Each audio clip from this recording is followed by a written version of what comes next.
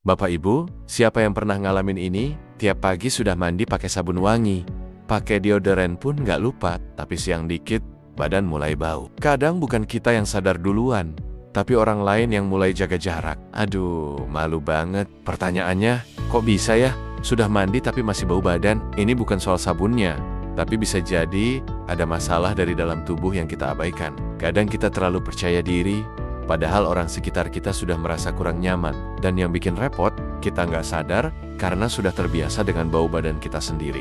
Bahasa kerennya, nose blind, alias hidung kita sudah nggak peka. Secara alami, tubuh manusia mengeluarkan keringat untuk mengatur suhu.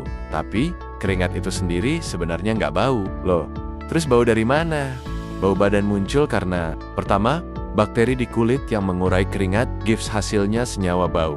Kedua, kondisi kesehatan tertentu pencernaan, hormon, stres. Ketiga, jenis makanan yang kita konsumsi. Kulit kita penuh dengan bakteri baik dan jahat. Saat kita berkeringat, bakteri jahat menguraikan komponen dalam keringat, terutama yang keluar dari kelenjar apokrin, banyak di ketiak dan selangkangan. Hasilnya, bau tak sedap yang kadang bisa menusuk hidung. Sabun dan deodoran bukan solusi utama. Sabun cuma membersihkan permukaan kulit.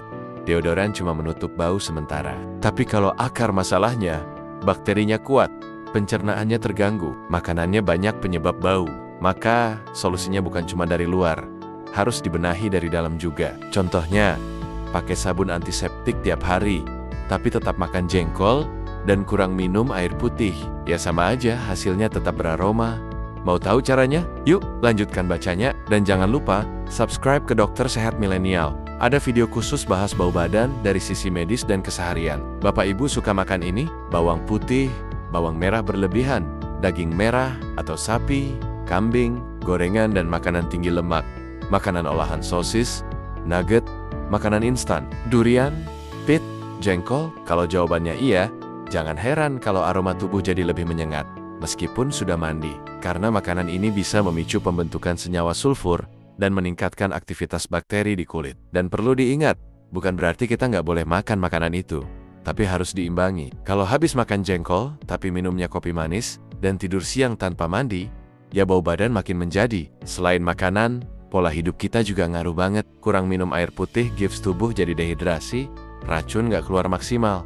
Jarang ganti baju gives baju lembab, jadi sarang bakteri. Tidur nggak cukup gives metabolism kakao, pencernaan terganggu. Jarang olahraga gives tubuh jarang detox lewat keringat. Contoh, gampang, bangun tidur langsung ke dapur, masak, makan, lanjut rebahan, sampai siang. Belum sempat mandi, keringat udah nempel dari tadi pagi. Ya wajar kalau badan ikut beraroma. Kondisi mental dan hormon juga bisa memengaruhi bau badan.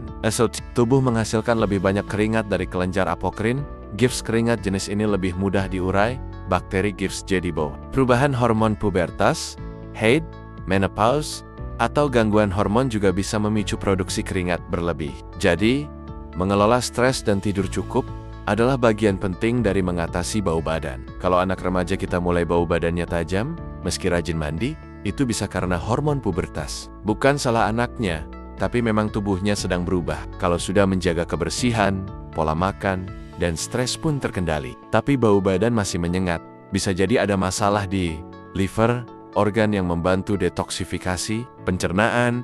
Jika ada gangguan, sisa makanan bisa menghasilkan gas atau senyawa yang keluar lewat kulit. Konsultasi ke dokter bisa bantu cek apakah ada gangguan metabolik atau infeksi yang menyebabkan bau tak sedap. Cek juga video edukasi tentang pencernaan di channel Dokter Sehat Milenial. Kadang solusi datang dari dalam, bukan dari parfum. Kadang kita ngerasa sudah menjaga kebersihan, tapi tetap bau. Bisa jadi ada kesalahan kecil yang sering kita lakukan. Mandi buru-buru, nggak sempat gosok area lipatan tubuh ketiak, leher, pangkal paha, ganti baju tapi bra atau kaos dalam gak diganti, numpuk baju kotor terlalu lama di kamar, akhirnya kamar ikut bau. Pakai sabun tapi jarang eksfoliasi, sel kulit mati menumpuk. Bau badan gak hanya dari tubuh, tapi juga bisa nempel di pakaian dan lingkungan sekitar kita. Coba deh rutinkan hal-hal ini setiap hari. Mandi 2 kali sehari, dan pastikan bersih sampai ke area lipatan tubuh. Gunakan sabun antibakteri, sesekali jangan setiap hari,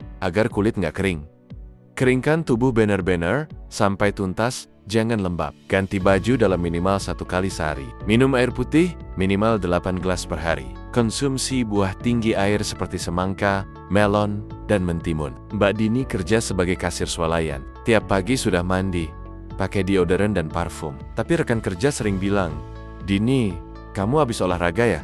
Awalnya dia anggap biasa, tapi lama-lama minder. Setelah dicek, ternyata Dini punya gangguan pencernaan dan jarang minum air putih. Tubuhnya menyimpan terlalu banyak racun yang keluar lewat keringat. Setelah pola makannya diubah dan minum air cukup, perlahan baunya hilang. Kadang bukan sabun yang kurang kuat, tapi gaya hidup yang butuh disesuaikan. Ada banyak produk di pasaran: deodoran, body mist, parfum, sabun, antiseptik. Tapi perlu diingat, deodoran hanya menahan bau, bukan menyembuhkan penyebab. Parfum hanya menutupi. Kalau dipakai saat badan masih kotor, bisa campur jadi bau aneh. Pilih produk sesuai kebutuhan, bukan karena iklan saja, dan kombinasikan dengan pola hidup sehat. Mitos: orang yang keringatan pasti bau. Fakta: keringat sendiri nggak bau, baunya dari bakteri yang mengurai. Mitos: bau badan hanya karena malas mandi. Fakta: bisa karena hormon, makanan, stres, atau penyakit. Mitos: semakin mahal parfumnya, makin ampuh hilangkan bau. Fakta: parfum tidak menghilangkan sumber bau, hanya menutupinya. Bau badan bukan hal sepele. Kadang bisa bikin orang minder, dijauhi, bahkan merusak percaya diri. Tapi kabar baiknya, bau badan bisa dikendalikan. Jaga kebersihan luar, mandi, pakaian, lingkungan, perbaiki dari dalam, minum air cukup, makan sehat, kelola stres. Jangan ragu periksa ke dokter kalau sudah dilakukan semua tapi belum ada hasil. Bagikan tulisan ini ke teman atau saudara yang mungkin butuh, dan klik like serta subscribe ke channel Dokter Sehat Milenial supaya Bapak Ibu nggak ketinggalan tips sehat lainnya. Tetap wangi, tetap percaya diri dari dalam dan luar.